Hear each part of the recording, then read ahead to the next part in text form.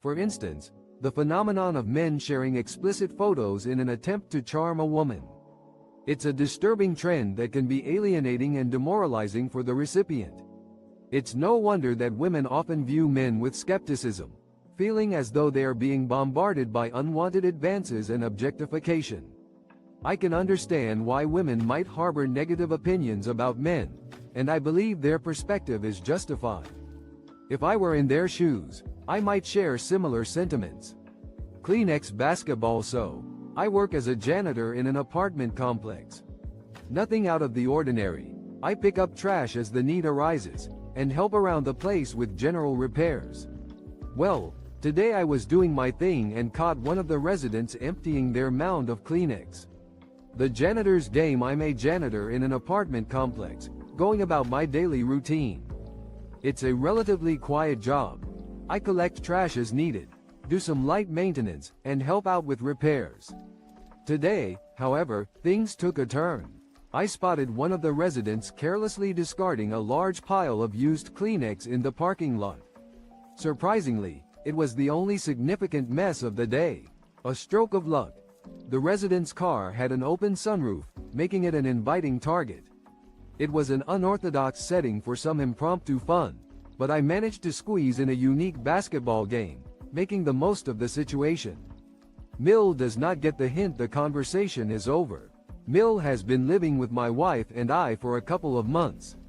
She is sad and lonely and always steers conversations towards her life and will ramble for minutes at a time.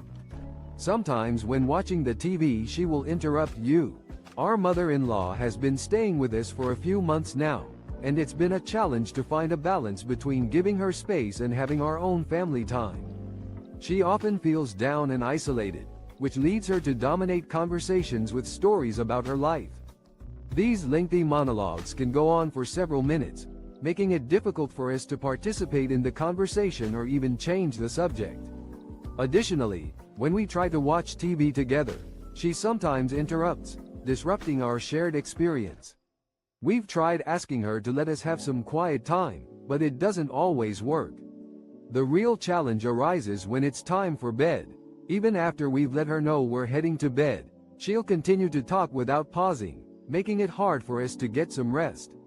We're looking for a way to politely bring an end to these conversations without hurting her feelings. Any suggestions would be greatly appreciated. Edit. This situation is a classic example of the politeness paradox, where people are reluctant to interrupt others, even if it means disrupting their own lives. However, in this case, the family needs to find a way to communicate their needs to their mother-in-law. Update. Since the original question was I stole money and weed from my brother when I was in high school. When I was in grade 9, my older bro had a lot of weed.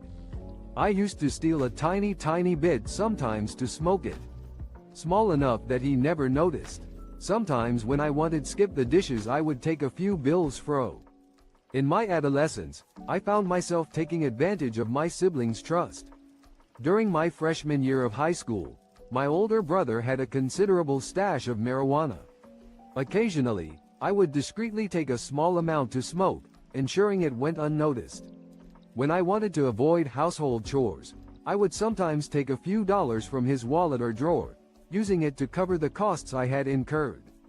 This behavior was facilitated by the fact that he often treated me poorly.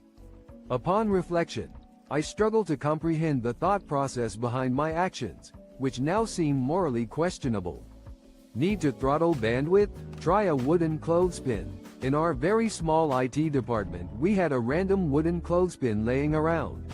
At one point someone clipped it to a piece of Cat 5 in a highly visible location. You wouldn't believe how many questions from non-technical Squeezing bandwidth.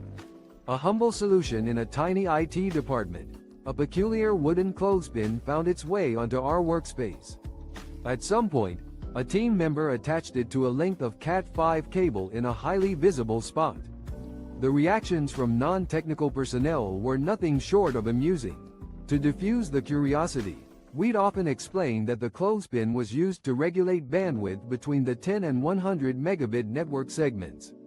The simplicity of our response only seemed to fuel the intrigue. One of the most entertaining interactions was when someone would express skepticism, only to ask a colleague entering the room, who would provide the identical explanation. The wooden clothespin had unwittingly become a makeshift symbol of our IT department's creativity and ability to think outside the box. Wooden clothespin. No, that is not what it means. I was in the process of setting up a new user's email signature, and the user decided to start moving the mouse all over the screen, fighting me for control. I decided to let her take control, figuring I must have misspelled her name or something. I was in the midst of configuring a new user's email signature, when the user suddenly became restless, her mouse darting across the screen in a frantic dance. I had a feeling she might have caught sight of something she didn't like and decided to let her take the reins, assuming perhaps I had made an error with her title or contact information. As I stood back, the screen revealed the following setup. New user sales executive Acme Inc. 1 New Lane, Hartford, Connecticut. 06108M. 860-555-5555F.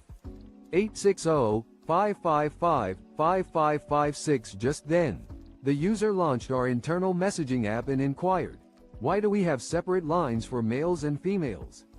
My expression turned incredulous as I let out an unspoken sigh. It was indeed a long week, but thankfully it was almost over. My mom just posted this in AMP, tagged my sis and niece. My daughter is 8 mo. This is my fucking future. How do I nip this shit in the bud? My mom lives an hour away and doesn't get to see any of her grandkids often, so I feel like she should have a tad more spoil room. I'm a FTM. My mom just shared a recent update and included my sister and niece in the post. Given that my daughter is now 8 months old, I'm a bit concerned about the implications of this post.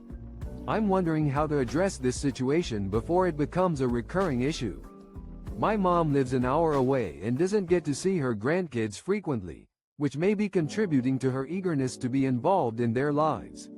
I'm a first-time mother to a nearly 8-month-old child and feel that my mom should have some leeway when it comes to spoiling the kids. The post seems to be targeting my 13-year-old niece and her mother, my sister. I worry that when my daughter becomes a toddler, she'll be subject to similar comments and jokes from my mom. I feel anxious about the way my mom consistently pushes boundaries and my sister's attempts to intervene go ignored. Suddenly realizing how fucked up it is that my parents hit me, I recently went hiking with some friends and their 4-year-old daughter. There were so many times when she did something she wasn't supposed to, and her parents gently corrected the behavior and moved on. In all of